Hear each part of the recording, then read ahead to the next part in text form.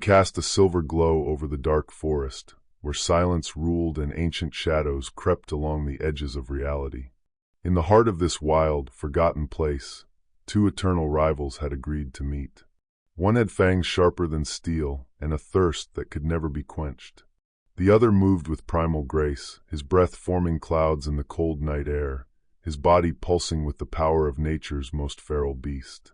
Werewolf versus vampire. Claw against fang. Fury against finesse. This was not a new war. It was an ancient one, born of myths, whispered in legends, and passed through generations who had long since stopped believing in the monsters that once walked beside them. The vampire stood tall and regal, draped in a black coat that fluttered slightly in the night breeze. His eyes, like burning coals, surveyed the surroundings with calm calculation. Every movement was deliberate, every breath unnecessary, for he had not breathed like a man in centuries. He did not need air, he needed only the pulse of the living, the scent of blood. His mind was a vault of centuries, filled with knowledge, strategy, and dark magic. The vampire was a creature of refinement and control, a predator whose domain stretched across continents and decades. Opposite him, the werewolf growled lowly, shoulders hunched, muscles rippling beneath thick fur. His transformation was not yet complete, but his eyes glowed with the promise of the monster within. He was raw power, emotion, and instinct. His heartbeat thundered in his chest, echoing in the stillness like war drums. Unlike the vampire, he was not calm. He was a storm barely contained, a whirlwind of rage waiting to be unleashed. The werewolf did not rely on intellect alone. His power came from the earth, from the moon, from the untamed parts of the world that humanity had tried to conquer and failed. The fight was inevitable. They had crossed paths too many times. In the shadows of medieval castles, in the fog of Victorian alleyways, in the backwoods of forgotten American towns, they had fought. But this time would be different. There would be no retreat, no interruption. Tonight, they would battle until only one remained standing.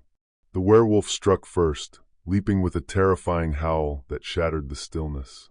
His claws slashed through the air, aiming for the vampire's throat. But the vampire was gone, vanished in a blur of motion. He reappeared behind the werewolf, striking with supernatural speed, his fist cracking ribs. The werewolf howled again, not in pain but in fury. He twisted midair and snapped his jaws, narrowly missing the vampire's arm. They clashed again, a blur of fur and shadow. Each strike was deadly. The werewolf's claws ripped through bark and shattered rocks. The vampire's blows were silent but devastating, fueled by centuries of practiced combat. Trees splintered. The ground shook. The forest, witness to centuries of secrets, held its breath. The vampire landed a deep gash across the werewolf's side. Blood spattered the earth, steaming where it touched the cold ground. Yet the werewolf pressed on, his body healing before the vampire's eyes. He was built for endurance, for surviving when all hope was lost. Pain made him stronger. The vampire, while agile and impossibly fast, had to conserve energy. His strength was finite, dependent on the last blood he had consumed. But he was also cunning. The vampire drew back, eyes glowing, whispering in a language lost to time. The air shimmered. Dark magic twisted the shadows around him. Spears of ice erupted from the ground, shooting toward the werewolf. But the beast ducked and weaved, primal instincts guiding him better than any training. He closed the gap once more, landing a bone-breaking punch to the vampire's chest. The impact sent the vampire flying through the trees. Branches cracked. Silence again. Then the vampire stood, bruised but grinning. His fangs dripped blood, his own, not the werewolf's. For the first time in centuries, he had met a challenge worthy of his power. He moved again, not with the silent grace of a hunter, but with the wild ferocity of a desperate predator. They collided once more, howling and hissing, the sounds echoing across the mountains. As they fought, memories surged through both their minds. The werewolf remembered when his kind were hunted like animals, mistaken for demons, burned at the stake. He remembered protecting his pack, only to lose them to vampire raiders who drank them dry and left their bodies twisted in mockery. The vampire remembered when his clan ruled the world from behind velvet curtains and golden thrones. He remembered the betrayal when the wolves first dared to rise, refusing to bow. There was hatred here, yes, but there was also respect. Neither could deny the other's power. They were equals in destruction, but only one could reign. The tide of the battle shifted again. The werewolf had been fighting defensively, wearing the vampire down. Now he attacked with renewed fury, claws moving like scythes. The vampire ducked, twisted, countered, but a single misstep cost him. The werewolf's claw tore through his side, leaving a jagged wound. The vampire staggered. In a flash, the werewolf lunged, slamming him into the earth. But the vampire was not finished. With a snarl, he reached for a vial tucked beneath his coat, a last resort.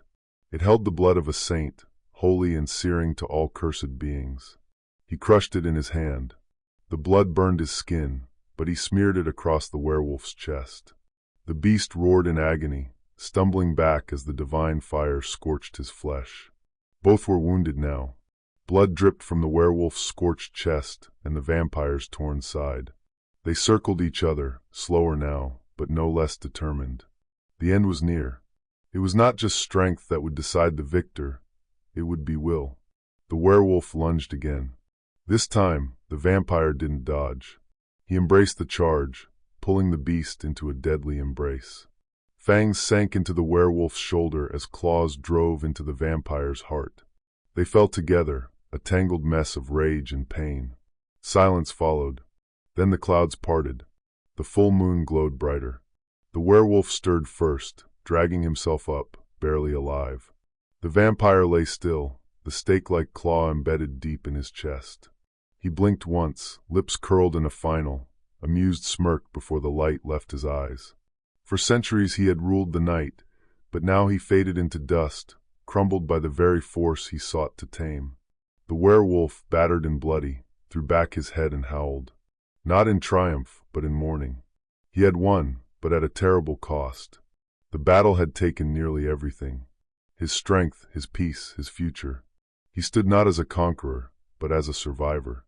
The forest was still. Nature had claimed the silence once more. The vampires would mourn their fallen king. The werewolves would whisper of the day one of their own stood against the night and emerged victorious. But victory was fleeting. Balance had been broken. Power always demanded a price.